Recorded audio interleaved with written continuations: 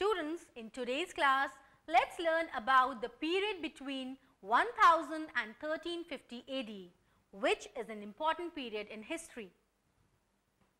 We have learned in the last lesson how new ruling families emerged all over India who tried to establish small kingdoms over the agricultural villages. They enabled the herders following to settle down as agriculturists in the agricultural villages. There were many battles between these ambitious kings and warriors which led to the establishment of the Kakatiya kingdom in Warangal. Students, this was also the time during the first books were written in Telugu.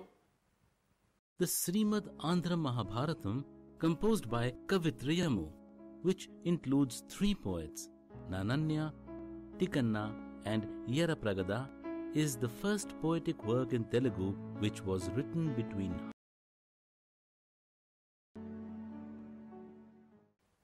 The inscriptions and the literary works point out that the lineage of Kakatiyas traces to Durjaya.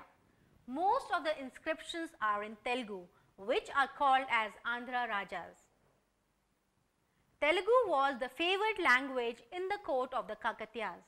The Kakatiyas also sought to unite the 3 regions, the coastal, the Telangana and the Rayalaseema regions where Telugu was being spoken. This is how the Kakatiyas tried to spread a Telugu regional consciousness for which they are remembered even today.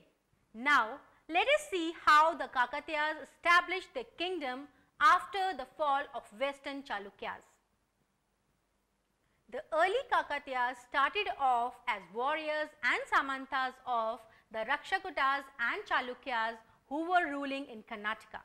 The early members of the Kakatiyas held posts of village heads called Ratadi. The military skills helped them in becoming chiefs and Samantas, etc., and eventually they gained control of Anmakonda in Telangana. This is how the Kakatiyas emerged as independent rulers after the fall of Western Chalukyas.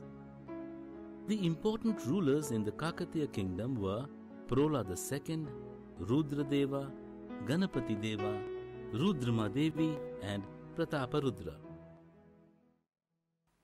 Now, let us learn more about Oragalu or the current day Warangal.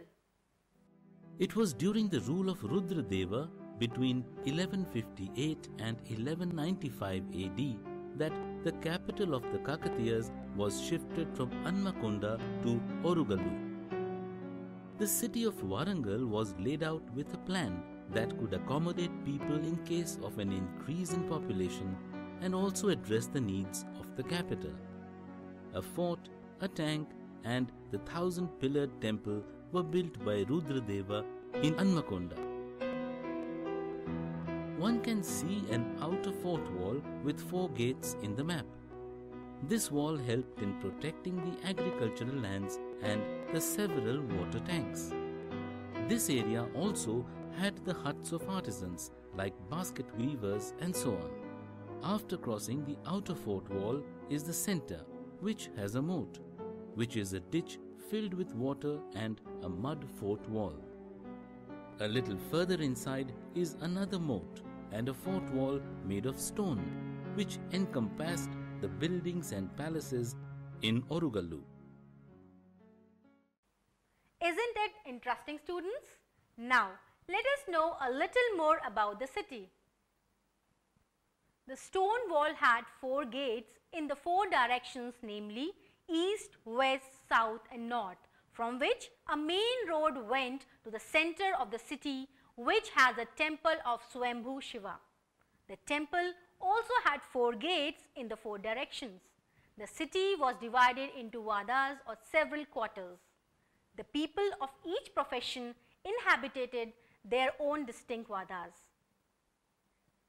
The Kakatiyas eventually became powerful and they were able to persuade various chiefs to accept them as their kings. The Samantas were protected by the Kakatiyas from other warriors and chiefs. The Samantas were also taken along by the Kakatiyas when they went on conquest. Although the Samanta chiefs tried to become independent, they were subdued by the armies sent by Kakatiyas.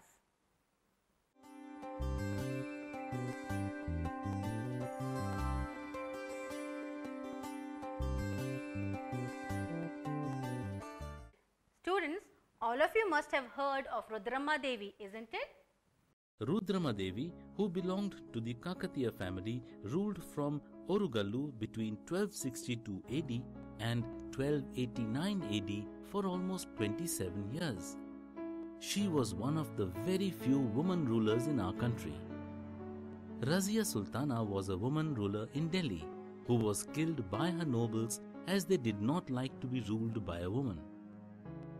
Marco Polo, the Italian traveller, visited the kingdom of Rudramma Devi. According to him, Rudramma Devi was fearless, dressed like a man, and rode horses with so much ease. Rudramma Devi called herself as Rudra Deva Maharaja, according to her inscriptions. Rudramma Devi, like Razia Sultana, faced the opposition of so many prominent chiefs under her father. But she succeeded in putting them down. Rudramma and her grandson Pratap Rudra revolted many times against the opposition of the chiefs.